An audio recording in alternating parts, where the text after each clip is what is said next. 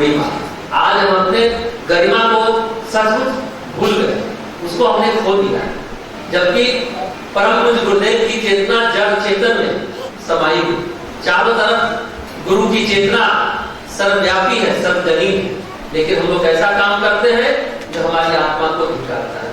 अपने वाणी से नहीं, अपने आचरण से हम अपने को जाने, ऐसा गुरु हमसे आशा और अपेक्षा रखता है। गुरु ने अपनी तप ऊर्जा दी, वो अमृत की धारा हम पर बरसाई। उस धार को ग्रहण करने की सामर्थ्य, उस अमृत को पचाने की सामर्थ्य हमारे अंदर है। आज इस पर्व के अवसर पर हम अपना परीक्षण करें, विश्लेषण करें। सच ये है कि हमने उस दायित्व को विसार दिया, हम भूल चुके हैं, क्योंकि साधना की कमी है।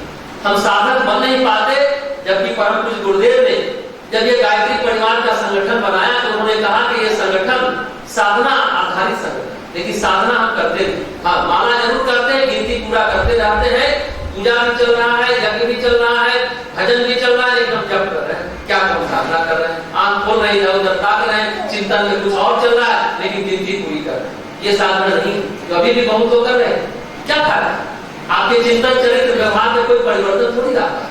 साधना का जो अर्थ है, जो परम पूज्य गुरुदेव ने जो साधना का अनुशासन बताया, अगर उसका पालन नहीं करते तो गिनती से गायत्री मंत्र के जप करने मात्र से कोई लाभ आपको नहीं होने वाला है। जबकि परम पूज्य गुरुदेव की अपेक्षा है कि आत्म साधना हमारी इतनी प्रबल हो जाए कि गुरु की चेतना के साथ शिष्य की चेतना भी एकाकार हो जाए। उन्होंने कहा युवा शक्ति, जो लड़के लड़कियां बच्चे बैठे हैं किशोर, युवा शक्ति संगठित होकर आ गया, अपनी दिशा सही करे तो उनकी दशा अपने आप सही हो जाए। दिशा क्या है? हम लोग बैठे थे, पूजन सामग्री के सामने पहले मोबाइल रखा, जो मोबाइल ही तुम लोग का भगवान है क्या?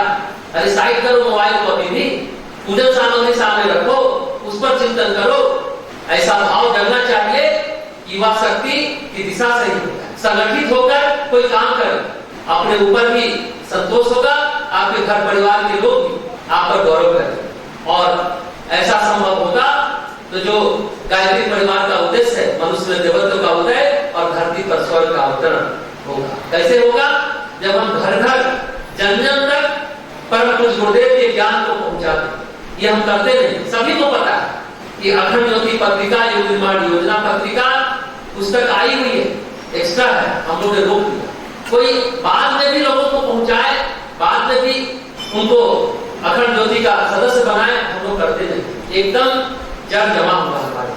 आज कम से कम गुरु पूर्णिमा पर्व मना रहे हैं तो परम पूज्य गुरुदेव के ज्ञान की खाती को हम घर घर तक पहुंचा दें। ये संकल्प लेंगे और जो अपना नारा है, हम बदलेंगे तो युग बदलेगा, हम सुधरेंगे तो युग सुधरेगा, उसको अपने जीवन में चरितार्थ करेंगे और दृष्टि और कहीं इधर उधर नहीं भटकाएंगे।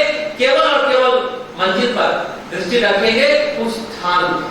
आज कुछ ठान लीजिए कि कुछ अच्छा, कुछ बढ़िया, कुछ अलग हटकर कुछ हम काम करें। गुरु पूर्णिमा का मतलब क्या होता है? पूर्णिमा हम लोग मनाते हैं। गुरु पूर्णिमा का मतलब है गुरु पूर्णता प्रदान करता है। कैसे पूर्णता प्रदान करता है? गुरु पूर्ण रूप से आपको स्वीकार करता है और गुरु पूर्ण रूप से अपने को प्रदान करता है। गुरु पूर्ण रूप से आपको स्वीकार करता है और गुरु पूर्ण रूप से अपने को प्रदान करता है। जहां ये घटना घटती है तो समझे गुरु पर्व मनाना सार्थक है। जहां ये घटना घटती है, क्या? गुरु आपको पूर्णता प्रदान करता है और गुरु पूर्ण रूप से आपको स्वीकार करता है। कब स्वीकार करेगा? जब अपने को गुरु को पूर्ण रूप से देते हैं और गुरु को पूर्ण रूप से पाते हैं, तब यह घटना घटित है। गुरु को पूर्ण रूप से देते हैं और गुरु को पूर्ण रूप से पाते हैं। गुरु को पूर्ण रूप से देना और पाना सामाजिक घटना नहीं है। न तो सामाजिक हो सकता है, न ही शारीरिक हो सकता है और न मानसिक हो सकता है। ये शुद्ध रूप से आत्मिक घटना है। ये विशुद्ध रूप से, शुद्ध रूप से, विशुद्ध रूप से आत्मिक घटना है, क्योंकि शरीर और मन कभी पूरे नहीं होते। शरीर और मन कभी पूरे नहीं रहते, हमेशा आधे अधूरे रहते। हमेशा शरीर आधा अधूरा रहता है, हमेशा मन आधा अधूरा रहता है। समाज भी कभी पूरा नहीं होता, इससे सामाजिक घटना नहीं हो सकती। धन भी कभी पूरा नहीं होता और की प्यास लगी रहती है। ये सभी आधा अधूरा रहता है और आत्मा हमेशा पूरी रहती है।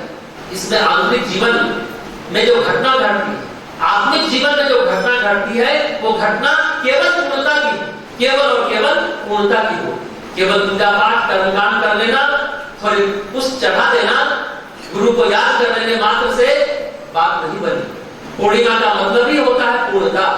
पूर्णता का एहसास अपने आत्मा के स्तर पर करें तो गुरु पूर्णिमा का पर्व मनाना सचमुच सार्थक होता है। आषाढ़ पूर्णिमा को ही गुरु पूर्णिमा क्यों कहते हैं? शरद पूर्णिमा को भी हम गुरु पूर्णिमा कह सकते हैं। सबसे बड़ा चांद उस दिन विकसित होता है, पूर्णता के साथ हमारे सामने अभिव्यक्त होता है। हमने उसको क्यों नहीं चुना? हमारे जो पूर्वज, जो हमारे ऋषि थे, वो बड़े अद्भुत अद्वितीय थे। उनका दृष्टिकोण था गुरु तो पूर्णिमा जैसा होता है, गुरु तो पूर्ण होता ही। शरद पूर्णिमा के दिन आकाश खाली होता है, वहां शिष्य होता नहीं, गुरु अकेला होता है। आषाढ़ में चांद बादलों के बीच वैसे ही है जैसे गुरु घिरा हो शिष्यों से। शिष्य सब तरह के होते हैं। जन्म के अंधेरे को लेकर आज छाया है, ये अंधेरा ही तो बादल। आषाढ़ का मौसम है, उसमें गुरु चांद की तरह चमक से उस अंधेरे से घिरे वातावरण में रोशनी पैदा कर सके, तभी तो वह गुरु कहलाए पा, तभी तो गुरु है। इसलिए जहां दोनों का मिलन संभव हो वही सार्थकता है। शिष्य आषाढ़ के अंधेरे बादल की तरह है, न मालूम कितने कामनाओं वासनाओं का जल उसने भरा, जन्म जन्मांतर का पाप ताप शाप अभिशाप भरा पड़ा। गुरु उसके हृदय में रोशनी पहुंचाता है, इसलिए पूर्णिमा की जरूरत पड़ती है। इसलिए आषाढ़ पूर्णिमा को हम लोग गुरु पूर्णिमा के रूप में स्वीकार किए।